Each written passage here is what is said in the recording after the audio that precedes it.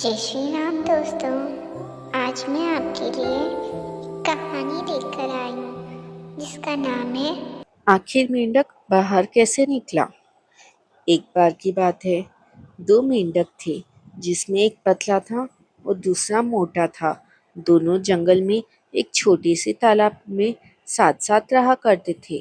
वे दोनों बचपन से ही बड़े अच्छे मित्र थे और दोनों रोज खेलते उछलते रहते थे, खूब मस्ती किया करते थे।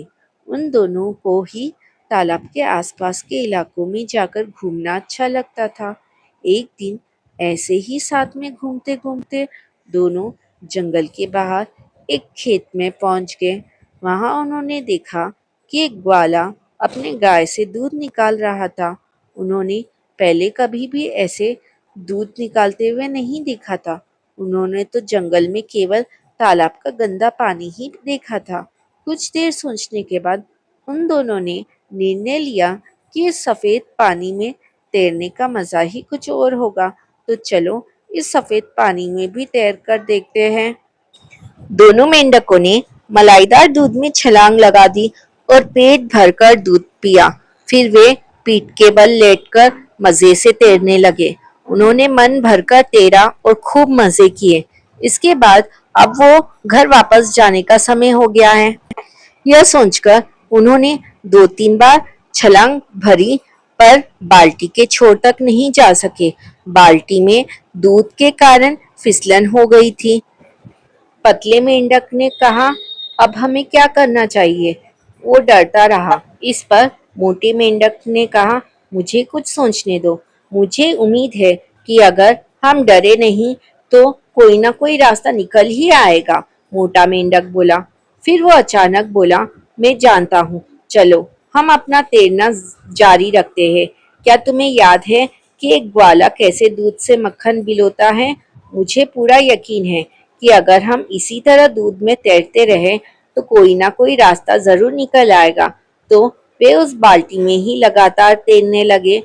थोड़ी देर बाद पतला मेंढक खींच जाता है और वो थक जाता है और कहने लगता है, इस तरह तैरने का क्या तुक बनता है? मुझे तो कुछ समझ नहीं आ रहा। वो झुंझलाकर बोला, ओहो मोटू मेंढक, मैं थक गया हूँ। इस पर मोटू मेंढक ने उसे समझाया, पतलू थोड़ी देर और तैर लेंगे, हमें हार नहीं माननी चाहिए। लेकिन पतलू मेंढक एक बात भी मानने को तैयार नहीं था। वो हार मानकर चुपचाप बैठ गया और थोड़ी देर बाद डूब गया। लेकिन मोटू मेंढक ने हिम्मत नहीं हारी। उसने सोचा, जब तक सांस है तब तक कोशिश करूंगा। वो लगातार पैरों से तैरता रहा और दूध को चलाता रहा। धीरे धीरे उसकी मेहनत से दूध मथकर मक्खन बन गया।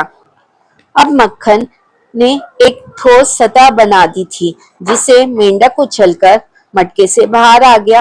वो बच गया सिर्फ इसलिए क्योंकि उसने हिम्मत नहीं हारी। दोस्तों, इस कहानी से हमें यह सीख मिलती है कि हमें मुश्किल समय में यह सोचकर हार नहीं माननी चाहिए कि यह हमसे नहीं होगा। अगर हम कोशिश ही नहीं करेंगे तो हम जीतेंगे कैसे? इसलिए हमें कोशिश करना कभी भी छोड़ना नहीं चाहिए। जय श्री कृष्णा। राधे राधे।